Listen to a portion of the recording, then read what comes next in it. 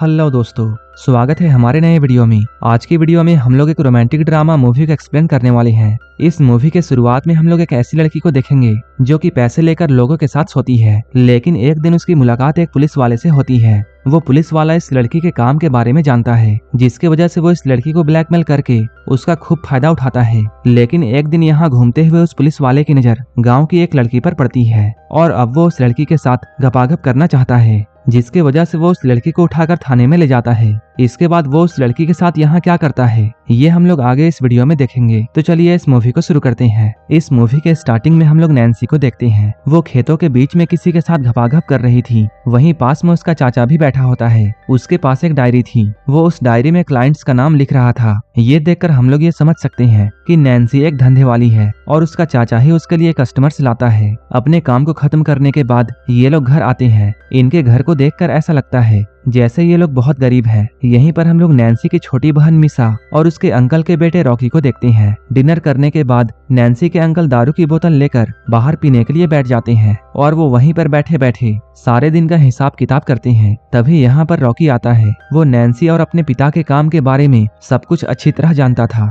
इनके काम में पैसा तो था, लेकिन साथ ही साथ बहुत खतरा था, क्योंकि नैन्सी और उसके चाचा को बहुत से बदमाश लोगों से डील करनी होती थी। रॉकी इस बात को अच्छे से समझता है, इसलिए वो अपने पिता के पास आकर उन्हें उनके बचाव के लिए एक चाकू देता है। अगले दिन जैसे ही सुबह होती है, नैन्सी अपने अंकल के साथ एक दूसरे क्लाइंट से मिलने के लिए जा रही थी, लेकिन वो आदमी नैन्सी के साथ बहुत बुरे तरीके से इंटीमेट होता है। वो नैन्सी के साथ जबरदस्ती किए जा रहा था। वहीं इधर बाहर हम लोग नैन्सी के अंकल को देखते हैं, जो कि आराम से दारू पी रहे थे। वहीं अंदर नैन्सी चिल्ला चिल्लाकर रो रही थी। जब नैन्सी की चीखें बहुत बढ़ जाती हैं, तब अंकल रूम के अंदर जाते हैं। इसके बाद वो यहाँ आकर उस क्लाइंट से रुकने के लिए कहते हैं, लेकिन ये आदमी अंकल की बातों को इग्नोर करता है। वो आदमी रुकने के लिए बिल्कुल तैयार नहीं था। इस बात को लेकर उस आदमी और नैन्सी के अंकल के बीच में झड़प हो जाती है। इस झगड़े में वो आदमी अंकल को धक्का देता है। अंकल जैसे ही नीचे गिरते हैं, रॉकी का दिया हुआ चाकू उन्हीं को लग जाती है। चाकू लगने की वजह से अंकल की मौत यहीं पर हो जाती है। अंकल के मौत के बाद सभी लोग बहुत उदास थे। अब धीरे धीरे इनके सारे पैसे खत्म हो जाते हैं, लेकिन अंकल के फोन पर लगातार क्लाइंट्स के कॉल आ रहे थे। मजबूरन नैन्सी को वो कॉल रिसीव करनी पड़ती है। क्लाइंट्स नैन्सी को मीटिंग के लिए बुलाते हैं। सेफ्टी की वजह से नैन्सी अकेले नहीं जा सकती थी, इसलिए रॉकी उसके साथ जाने का फैसला करता है। इसके बाद हम लोग नैन्सी को जंगल में देखते हैं। कोई उसके गुफा में धमाके कर रहा था। वहीं इधर रॉकी थोड़ी ही दूरी में बैठकर हिसाब किताब लिख रहा था। सारा दिन मेहनत करने के बाद जब ये लोग अपने घर जा रहे थे, तभी नैन्सी को एक क्लाइंट के बारे में याद आता है, जो कि उसे बहुत सारा पैसा देने वाला था। इसके बाद ये दोनों उस आदमी के पास पहुंचते हैं। ये आदमी उस गांव का सरपंच होता है, जो कि गांव का सबसे अमीर आदमी था, लेकिन उसके साथ एक प्रॉब्लम थी। असल में सरपंच का बेटा एक गे होता है। वहीं दूसरी ओर सरपंच ये चाहता है कि उसका बेटा एक मर्द बने, और अपने बेटे को मर्द बनाने के लिए ही उसने नैन्सी को मीटिंग के लिए बुलाया था। यहाँ पर सरपंच नैन्सी से ये कहता है, तुम्हें मेरे बेटे के गे होने वाली बात को राज रखना होगा, जिसके बदले में मैं तुम्हें बहुत सारे पैसे दूंगा। इसके बाद वो सरपंच के बेटे को लेकर कमरे में जाती है, लेकिन यहाँ पर वो नैन्सी के साथ इंटीमेट होने से मना कर देता है। इसके बाद ये लोग एक प्लान बनाते हैं और इस प्लान के मुताबिक नैन्सी जोर जोर से आवाजें लगाती है। नैन्सी की आवाजों को सुनकर सरपंच को ऐसा लगता है जैसे उसका बेटा मर्द बन गया है। अब वो लोग सरपंच से पैसे लेकर अपने घर में आ जाते हैं। धीरे धीरे नैन्सी की ये बात पूरे गांव में फैल जाती है। इसके बाद इस गांव के सारे लोग नैन्सी के साथ टपाटप करने के लिए आने लगे थे, जिसकी वजह से नैन्सी के पास बहुत सारे पैसे आ गए थे। लेकिन एक दिन पुलिस को उनके धंधे के बारे में पता चल जाता है। इसके बाद वो पुलिस ऑफिसर, जिसका नाम सैमुअल था, वो रॉकी से मिलकर अपना कमीशन फिक्स कर लेता है। साथ ही साथ सैमुअल फ्री में नैन्सी के झील में डुबकी लगाता है। सैमुअल को नैन्सी के साथ इंटीमेट होकर बहुत अच्छा लगा था। इसके बाद वो रॉकी के पास जाकर अपने एक गे कांस्टेबल के साथ उसे इंटीमेट होने का ऑफर देता है। क्योंकि सैमुअल एक पुलिस ऑफिसर था, इसलिए रॉकी को धंधा चलाने के लिए उसकी बातों को मानना पड़ता है। इसके बाद रॉकी मजबूरन कांस्टेबल के साथ इंटीमेट होता है। अब ऐसे ही कई महीने बीत चुके हैं और अब रॉकी भी इस धंधे में आ चुका है। वो भी अब गांव की औरतों के साथ मीटिंग करता है। एक दिन जब रॉकी और नैन्सी अपने घर जा रहे थे, तभी उन्हें रास्ते में सैमुअल मिलता है।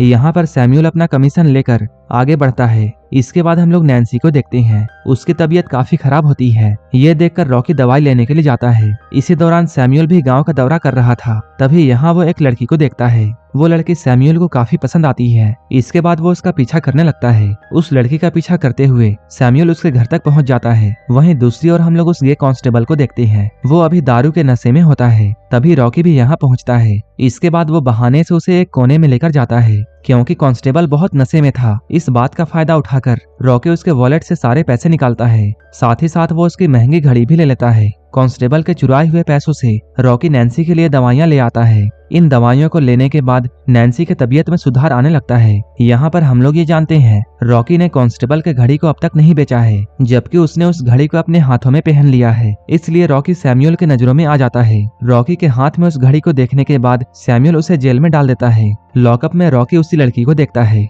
जिस लड़की का पीछा सैमुअल कर रहा था। असल में उस लड़की को सैमुअल ने किडनैप कर लिया था, लेकिन सैमुअल ने उस लड़की को अब तक हाथ नहीं लगाया था, क्योंकि सैमुअल उसके साथ जबरदस्ती करना नहीं चाहता है, बल्कि वो उसके साथ उसकी मर्जी से इंटीमेट होना चाहता है। वहीं दूसरी ओर हम लोग रॉकी के घर में देखते हैं उसके घर के सारे पैसे खत्म हो चुके हैं और गांव के दुकानदारों ने भी नैन्सी को उधार देने से मना कर दिया है। इसके बाद हम लोग नैन्सी को देखते हैं जो कि कमजोरी की वजह से घर में ही गिर जाती है। उसकी छोटी बहन बहुत कोशिश करके उसे होश में लाती है। इधर हम लोग रॉकी को जेल में देखते हैं। यहाँ पर रॉकी जब उस लड़की से बात करता है तब वो लड़की अपना नाम अमाया बताती है। अमाया यहाँ रॉकी से हेल्प मांगती है, लेकिन यहाँ रॉकी तो खुद ही जेल में बंद था, तो वो अमाया की हेल्प कैसे करे। ये दोनों अभी बातें कर ही रहे थे, तभी सैमुअल यहाँ आ जाता है। इसके बाद वो अमाया के सामने अपना डर दिखाने के लिए रॉकी को यहाँ बहुत मारता है। इसके बाद वो रॉकी को धमकाते हुए ये कहता है, अगर तुमने अपना मुंह खोला तब तुम जिंदा नहीं बचोगे। तभी यहाँ पर सैमुअल का एक दोस्त आता है। अपनी दोस्त की बातों में आकर सैमुअल अमाया को टच करने लगता है।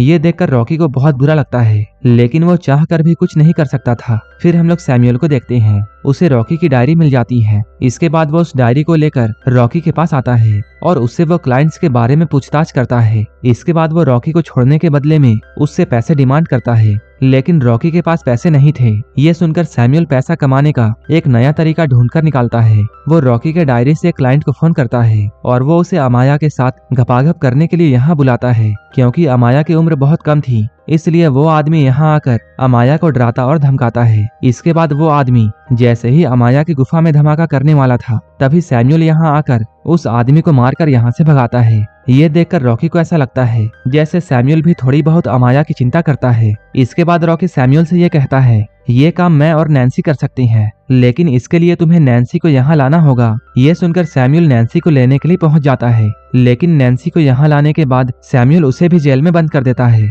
नैन्सी को अभी कुछ भी समझ में नहीं आ रहा था कि यहाँ क्या चल रहा है। तब रॉकी नैन्सी को समझाते हुए ये कहता है, तुम्हें अमाया को सैमुअल के साथ इंटीमेट होने के लिए मनाना होगा, ऐसा करने पे वो हमें आजाद कर देगा। ये सुनने के बाद नैन्सी अमाया को अच्छे से तैयार करती है। इसके बाद सैमुअल अमाया को अपने बिस्तर में लेकर जाता है और उसके साथ जबरदस्ती करने लगता है। सैमुअल धीरे धीरे करते हुए पूरा जानवर बन जाता है, जिसकी वजह से अमाया चीखने और चिल्लाने लगती है। अमाया के रोने की आवाज को सुनकर नैन्सी बहुत परेशान हो जाती है। अमाया के साथ जबरदस्ती करने के बाद सैमुअल उसे फिर से जेल में डाल देता है। जैसे ही रात होती है, सैमुअल यहाँ फिर से अमाया के पास पहुंच जाता है ताकि वो फिर से अमाया के मजे ले सके। लेकिन नैन्सी यहाँ सैमुअल को ये समझाती है। वो सैमुअल से कहती है, अमाया पहली बार इंटीमेट हुई है, जिसकी वजह से वो बहुत दर्द में है, इसलिए तुम आज अमाया को छोड़ दो। अगर तुम चाहो तो मैं तुम्हारे लिए वही काम कर सकती हूँ। ये सुनकर सैमुअल अमाया के सामने ही नैन्सी के साथ इंटीमेट होने लगता है। सैमुअल जब नैन्सी के गुफा में धमाके करते हुए क्लाइमेक्स तक पहुंच जाता है, तब नैन्सी एक चाकू लेकर सैमुअल का गला काट देती है। इसके बाद वो चाबियां लेकर रॉकी को आजाद करती है। तभी अमाया को भी बहुत गुस्सा आता है और वो एक रॉड उठाकर सैमुअल के अंदर घुसा देती है। सैमुअल को मारकर अमाया बहुत खुश थी। सैमुअल की मौत यहीं पर हो जाती है। अब ये तीनों भागकर अपने घर जाते हैं और जल्दी जल्दी अपना सारा सामान लेकर यहाँ से निकल जाते हैं। इतने में ही वो कांस्टेबल भी अपनी कार लेकर यहाँ पहुँचता है, क्योंकि वो भी अपने काम को छोड़कर अपनी लाइफ को एंजॉय करना चाहता है। यहाँ एक साथ रहते हुए ये चारों लोग बहुत खुश थे। रॉकी अब अमाया के साथ रिलेशनशिप में आ जाता है और यहीं पर ये मूवी खत्म हो जाती है। ऐसे ही मूवीज के लिए आप हमें टेलीग्राम और इंस्टाग्राम पर फॉलो कर सकते हैं, जिसका लिंक डिस्क्रिप्शन में दिया हुआ है। अगर आपको ये मूवी अच्छी लगी हो तब एक लाइक जरूर कर देना और ऐसे ही वीडियोस के लिए मेरे चैनल को जरूर सब्सक्राइब कर लेना। तो मिलते हैं हमारे नेक्स्ट वीडियो में।